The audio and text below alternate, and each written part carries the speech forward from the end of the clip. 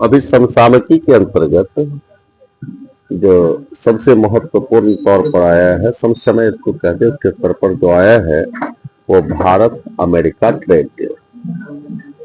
Bharat America trade deal, इस deal की जो ट्रेड डील हुआ है इसकी घोषणा डोनाल्ड ट्रंप ने की थी। अमेरिका के राष्ट्रपति डोनाल्ड ट्रंप ने सोमवार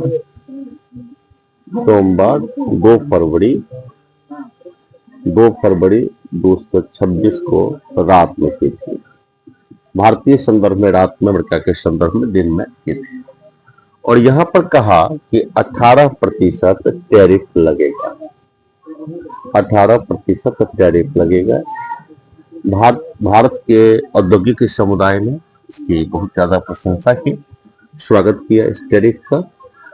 और भारत के वाणिज्य मंत्री जो भी पीयूष गोयल हैं, उन्होंने इसे भारत के विकास में 4 चांद लगाने वाला यह ऐतिहासिक समझौता बताया पीयूष गोयल। तो यहाँ पर कई ऐसी चीजें होंगी कि ऐसा डील हुआ क्यों, इस डील की प्रासंगिकता क्या है, इसको भी देखेंगे अपने लोग आज। क्या इस डील का निष्पक्ष मूल्यांकन करना है, क्योंकि सिविल सर्विसेज के जो स्टूडेंट्स होते हैं उससे निष्पक्षता की उम्मीद की जाती है। और आप मीडिया की जो घटनाएं हैं, मीडिया में जितना इसको हाइपो करके बतलाया जा रहा है, वो सारी चीजों को हटा करके अपनी निष्पक्षता के साथ मूल्यांकन करेंगे।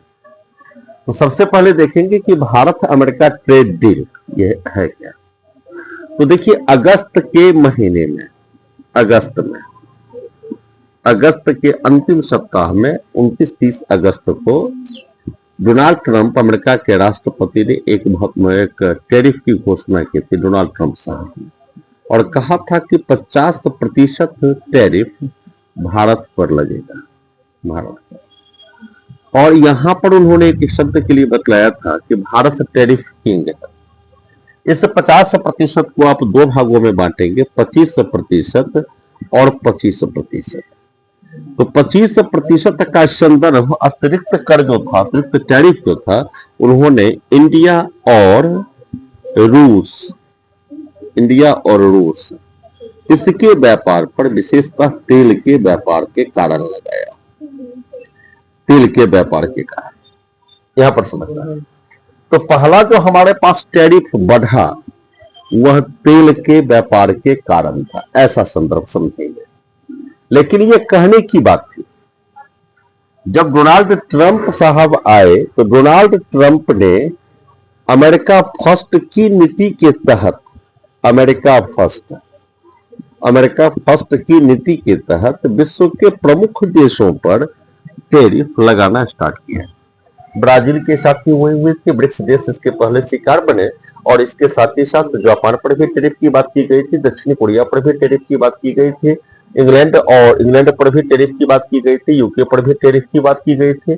मतलब विश्व के जितने देशों के साथ उनका व्यापार होता था, सब पर एक टैरिफ लगाने की बात की गई, जिनके पर टैरिफ के जो दर थे वो अलग अलग थे। तो आप अमेरिका के लिए इसको टैरिफ डिप्लोमेसी कह सकते हैं, ये टैरिफ डिप्लोमेसी इसको कह सकते हैं। अब टैरिफ डिप्लोमेसी में विश्व के कुछ देशों पर, टैरिफ डिप्लोमेसी में कुछ देशों पर अधिकाधिक टैरिफ लगाए गए। उसके पीछे भी कारण है, आप उसको देखेंगे। अब इसमें हम भारत के संदर्भ में ज्यादा बात करेंगे। तो सबसे पहले भारत पर टैरिफ लगाया गया था 25% और 25%, ये अतिरिक्त टैरिफ था।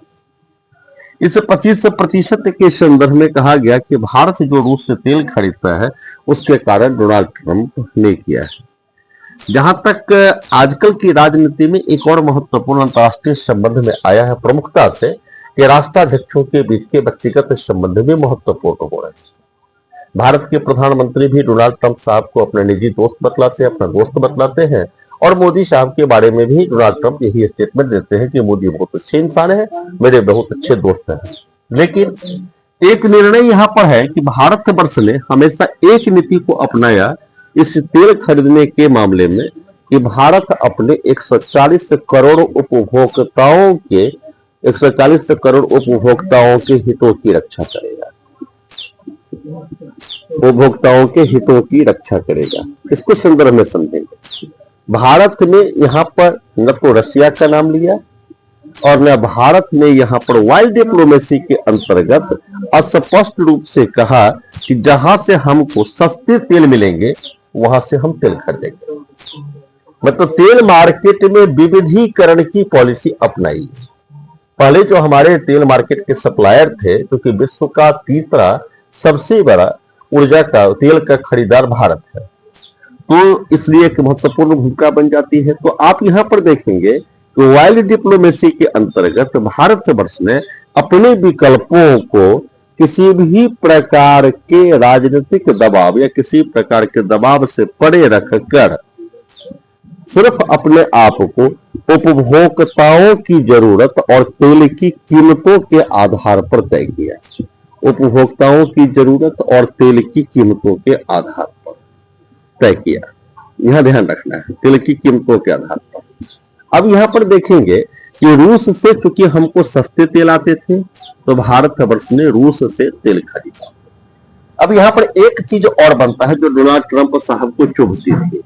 वो चुभने का कारण क्या था कि भारत केवल तेल खरीदता ही नहीं था बल्कि उस कच्चे तेल का प्रसंस्करण करके यूरोप के बाजार में बेचता था, यूरोप के बाजार में। और क्योंकि यूरोप ऊर्जा जरूरतों के लिए रूस पर बहुत हद तक निर्भर था, तो अंतरराष्ट्रीय राजनीति में तेल डिप्लोमेसी भी साथ साथ चली। ईंधन की जरूरत, ईंधन मार्केट में यूरोपीय यूनियन के संदर्भ में विशेषकर तेल के प्राइस में, तेल की कीमतों में बहुत बड़ा परिवर्तन नहीं देखने को मिला। तो यह एक वाइल्ड डिप्लोमेसी थी जिसको भारतवर्ष ने परचेजिंग के आधार पर किया। इससे पहले आप देखेंगे कि वाइल्ड डिप्लोमेसी पहले भी थी। ये ओपेक देश जो होते थे, और ओपेक मतलब organization of petroleum exporting countries, जो देश होते थे अपने हिसाब से तेल किसको कितना दिया करेंगे इसके हिसाब पर निर्धारण करते थे। मतलब जो निर्णय था वह सप्लायर के पास था, लेकिन इस यूक्रेन युद्ध में जो निर्णय की प्रक्रिया थी वह परचेजर के पास आई। यह बहुत बड़ी चीज होगी। मतलब सप्लायर्स विविध हो गए, मल्टीपल सप्लायर्स हो गए, तो परचेजर के पास ही आजादी थी। इससे पहले क्या होता था कि सप्लायर्स फैसला करते थे कि हम किस आधार पर बेचेंगे। यह तेल डिप्लोमेसी भी चली साथ ही साथ, और इसके साथ ही साथ टैरिफ डिप्लोमेसी चली। अब डोनाल्ड ट्रंप साहब को भारत के साथ शिकायतें कई थी, उसमें रूस में जो संदर्भ है, रूस का संदर्भ यहाँ पर महत्वपूर्ण था कि यूरोप को भारत बेच करके, तेल बेच करके, तेल से बने हुए सामान बेच करके अपना जो मुद्रा है उसको मुद्रा भंडार भी बढ़ाता जा रहा था, प्रॉफिट भी ले रहा था। और रूस पर जब आर्थिक प्रतिबंध बहुत ही ज्यादा लगाए गए थे तब भी तेल बेचने के कारण, भारत और चीन के सपोर्ट के कारण, या कुछ अन्य देश जो ब्रिक्स देश प्राय है उनके सपोर्ट के कारण रूस की अर्थव्यवस्था पर भी बहुत ज्यादा प्रभाव नहीं पड़ा। इसलिए यूक्रेन युद्ध उनकी समझ में लंबे समय तक चला। और डोनाल्ड ट्रंप साहब की बार बार कहते थे चुनाव से पहले कि मैं पहले मुलाकात में या पहले दिन ही रूस यूक्रेन युद्ध को समाप्त करवा दूंगा, लेकिन ऐसा कुछ हुआ नहीं। यह युद्ध लंबा खिंचता चला गया, अंत में झल्लाहट भी आई। उन्होंने कई संदर्भ ऐसे दिखाए, कभी व्लादिमीर पुतिन के साथ वार्ता की गई, कभी जेलेंस्की के साथ वार्ता की गई, कुछ इस तरह की घटनाएं मीडिया में भी आई थी, आप लोगों ने देखा ही होगा। तो वहां पर भी उनकी समझ में यही था कि रूस पर आर्थिक जो प्रतिबंध लगाए गए वो असरदार नहीं हो रहे, उसके पीछे में रूस की तेल डिप्लोमेसी थी। अब रूस पर एक मनोवैज्ञानिक प्रभाव डालने के लिए या भारत वर्ष के तेल की जरूरतों को, रूस पर आर्थिक प्रतिबंध को और ज्यादा कड़ा करने के लिए या उसके आर्थिक स्थिति को दयनीय बनाने के लिए यह टैरिफ लगाया गया था भारत वर्ष पर। अब एक यक्ष प्रश्न था भारत के सामने में कि भारत क्या करेगा। भारत के पास दो तीन विकल्प थे, भारत के पास दो तीन विकल्प थे, उसको देखेंगे आप लोग। जब ट्रंप साहब ने डील की घोषणा की तो हमारे कुछ ऐसे सेक्टर्स हैं, भारत और अमेरिका के बीच में जो व्यापार होता है उसमें देखेंगे आप, भारत के पास, भारत मतलब भारत आयात कम करता है, निर्यात ज्यादा करता है अमेरिका को। मतलब भारत के पास ट्रेड सरप्लस जो है, ट्रेड सरप्लस वह भारत के पक्ष में। आज भारत और चीन का सबसे ज्यादा निर्यात व्यापार हो रहा है, लेकिन ट्रेड सरप्लस चाइना के पक्ष में।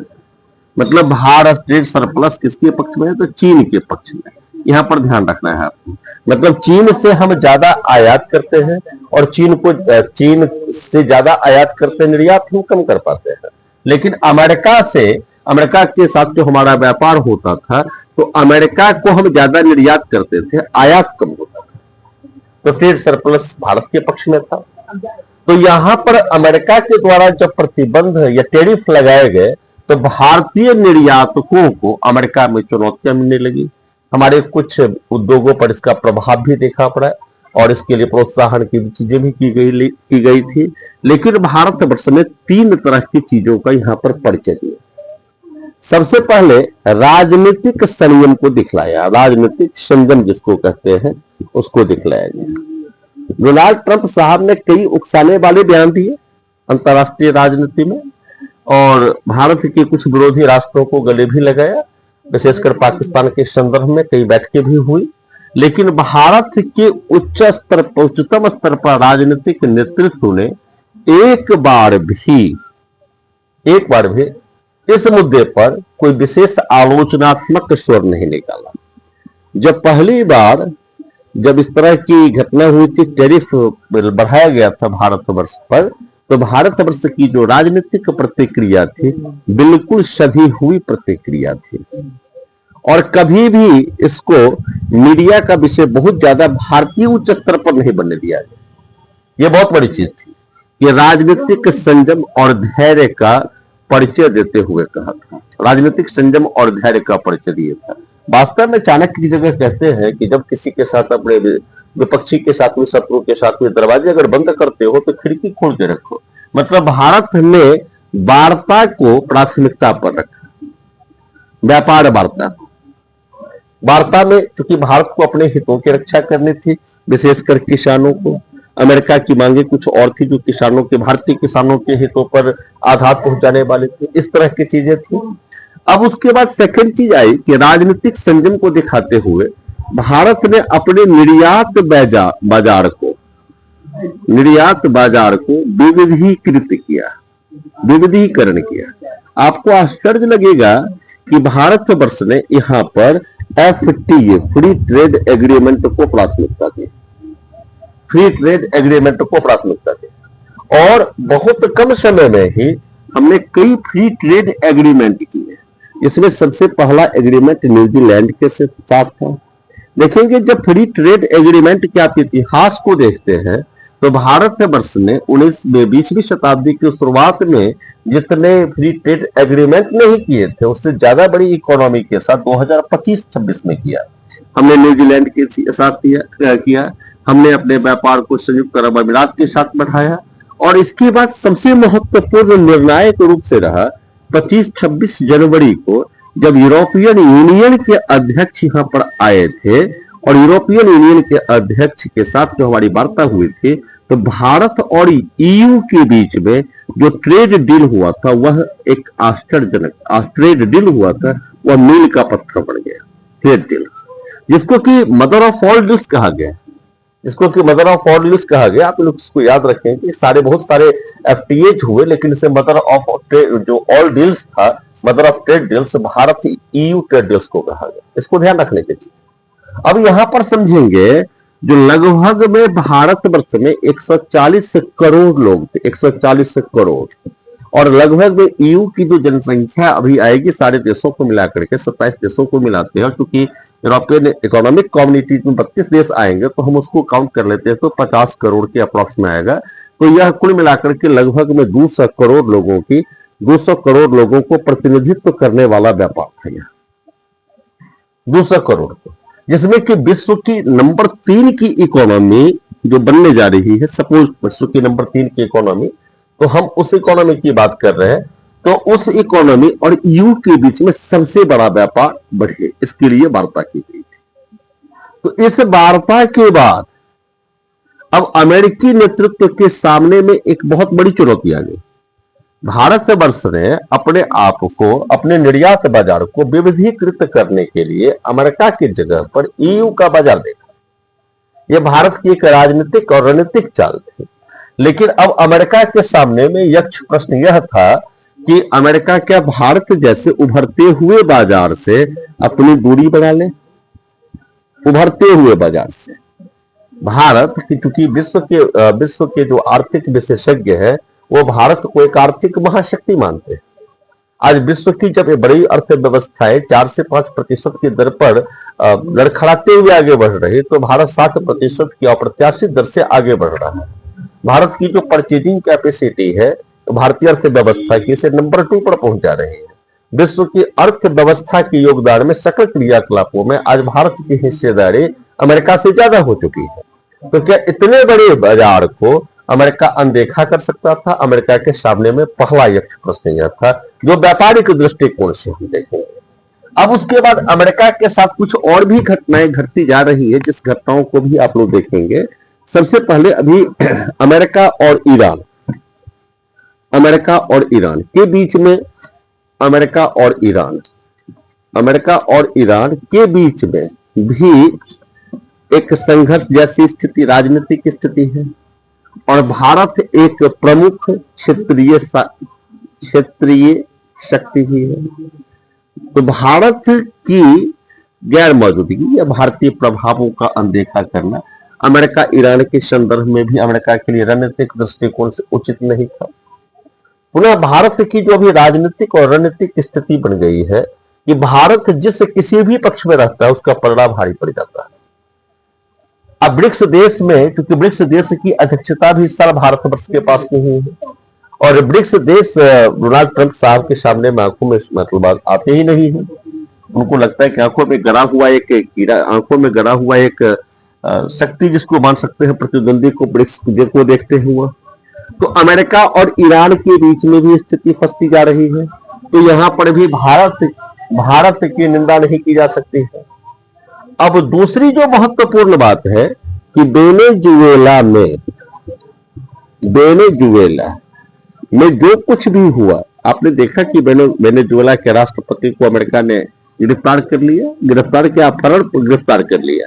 तो वेनेजुएला में एक नवनिर्वाचित कार्यवाहक राष्ट्रपति बनी।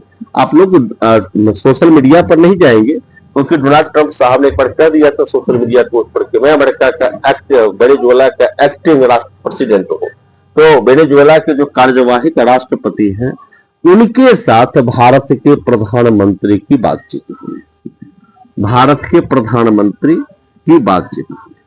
और इस बातचीत से विश्व राजनीति में यह स्पष्ट आया कि भारत अब अपने तेल जरूरतों के लिए रूस की जगह पर वेनेजुएला को प्राथमिकता दे सकता है। वेनेजुएला को, क्योंकि भारतवर्ष ने थोड़ा सा, अब रूस के साथ भारतवर्ष का एक सामरिक संबंध है, और एक जिसको कहा जाए कि चिरकाल से ही संबंध रहा है। लगभग 1970 के दशक से आप देखेंगे, 70 के दशक से तो रूस के साथ हमारा संबंध समय की कसौटी पर हमेशा खड़ा उतरा है। लेकिन जहां तक भारत और रूस के आर्थिक संबंध, तेल के संबंध की बात होगी, तो आप यहां पर देखेंगे कि रूस यूक्रेन युद्ध से पहले रूस से जो हमारी तेल की जरूरतें पूरी होती थी बहुत कम थी। हमने उस समय में केवल ज्यादा बढ़ा दिया था। और वेनेजुएला के पास तेल का सबसे बड़ा भंडार है, और आर्थिक प्रतिबंधों के कारण हम वेनेजुएला से तेल परचेज नहीं कर पा रहे। और वेनेजुएला में जैसे ही राष्ट्रपति में परिवर्तन हुआ, मादुरो साहब का अपहरण करने के बाद गिरफ्तार कर लिया गया, तो वहां से अमेरिकी प्रतिबंध हटा लिए गए और वह बाजार में आने के लिए रेडी था, बाजार में आने के लिए तैयार है। अब यहाँ पर प्रश्न आपके सामने में है कि भारत अब वेनेजुएला से भी तेल खरीद सकता है और रूस से भी तेल खरीद सकता है। तो एक तथ्य यह भी था, रूस से भी तेल खरीद सकता है। भारत ने यहां पर कसौटी रखी अंतर्राष्ट्रीय संबंध के मामले में कि जहां से सस्ता तेल मिलेगा, क्योंकि अंतर्राष्ट्रीय राजनीति का सबसे निर्णायक सिद्धांत यह है कि अंतर्राष्ट्रीय राजनीति में कोई न किसी का स्थायी दुश्मन होता है, न अस्थायी मित्र होता है। तो यहां पर हमको जरूरत के हिसाब से अपने उपभोक्ताओं के हितों को बचाने के लिए सबसे पहले काम करना चाहिए। तो यहां पर वेनेजुएला के पास की बातचीत हुई और यहां से एक सकारात्मक संदेश गया। तो अब अमेरिका के पास कई ऐसे मुद्दे आए, कई ऐसी परिस्थितियां बनी जिन परिस्थितियों में ईरान का संदर्भ, भारत और ईयू के बीच में ट्रेड, साथ ही साथ आप देखेंगे कि वेनेजुएला फैक्टर भी इसमें काम किया। और चौथा महत्वपूर्ण फैक्टर इसमें यह था कि भारत को हिंद प्रशांत क्षेत्र में अमेरिका का सबसे प्रमुख रणनीतिक साझेदार माना जाता है। रणनीतिक साझेदार अमेरिका में भी, जैसे कि जॉन बोल्टन जो पूर्व एनएसए रहे, इससे उन्होंने भी डोनाल्ड ट्रंप जो रूस भारत के बारे में आलोचना कुछ कर रहे थे या कुछ नीतियों की थी, उसकी तीव्र आलोचना की। तो अमेरिका के अंदर भी भारत को लेकर के एक सकारात्मक संदेश था, एक सकारात्मक भूमिका वहां पर भी भारतीय दूत कर रहे थे।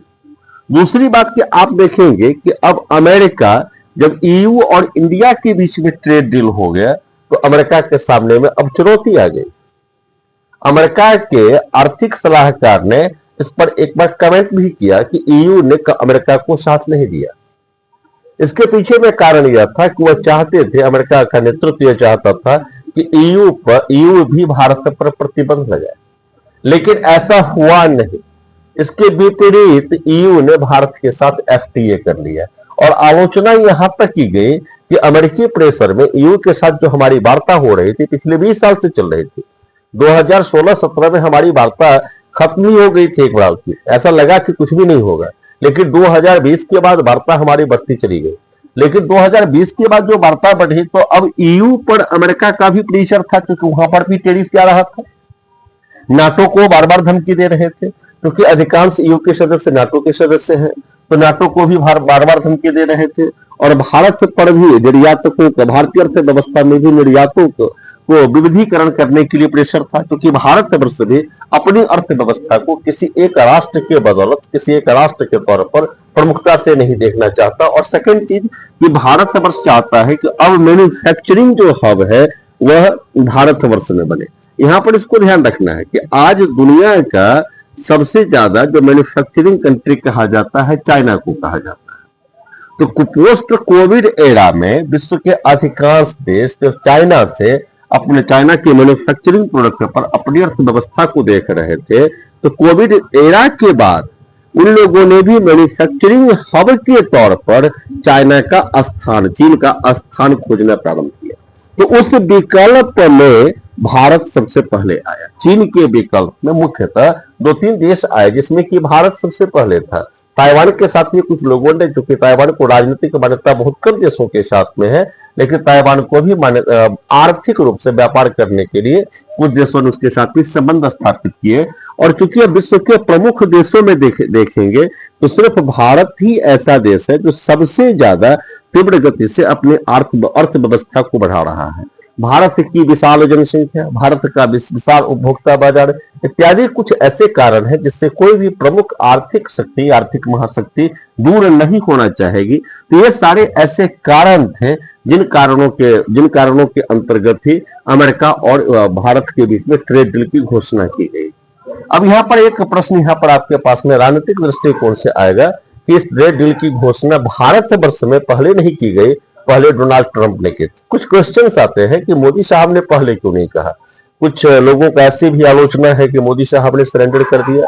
खैर वो सारी मीडिया की चीजें होगी, कंपटीशन के दृष्टिकोण से सारी चीजों को नहीं रखा जाता है, क्योंकि राष्ट्र प्रमुख होते हैं, प्रधानमंत्री आएंगे जाएंगे, लेकिन भारत और अमेरिका रहेगा। देश रहेंगे, प्रधानमंत्री आएंगे और जाएंगे, देश रहना चाहिए। तो आप इसमें देखेंगे कि टेक्निकल चीज को बता दूं, क्योंकि भारत वर्ष पर जो ट्रेड डील, ये टैरिफ लगाया गया था, इसकी घोषणा डोनाल्ड ट्रंप ने ही सबसे पहले की थी। तो डोनाल्ड ट्रंप साहब को ही सबसे पहले घोषणा करना चाहिए कि टैरिफ अब कम किया गया है। आज वर्तमान में हमारे पास 18% हमारे ऊपर में टैरिफ ठोका गया है। लेकिन एक प्रश्न आता है कि क्या यह आज तक का सबसे न्यूनतम टैरिफ है? तो नहीं, यह आज तक का सबसे न्यूनतम टैरिफ नहीं है। इससे पहले जब अटल बिहारी वाजपेयी की सरकार थी, तो उस समय हमारे ऊपर जो 3% के अप्रोक्सीमेट टैरिफ था। जब मनमोहन सिंह की सरकार थी तो वहां भी 3% के समकक्षी टैरिफ था। 18% अभी भी बहुत ज्यादा है, पर्याप्त नहीं है, लेकिन 50% की अपेक्षा 50% की तुलना में यह बहुत ही सामान्य है और इससे भारतीय निर्यातकों को एक बहुत विस्तृत बाजार मिलेगा और भारतवर्ष की अर्थव्यवस्था में उपभोक्ता बाजार या भारतवर्ष की अर्थव्यवस्था में पुनः एक बार वृद्धि होने की उम्मीद है। चलिए आज की वीडियो में इतना है।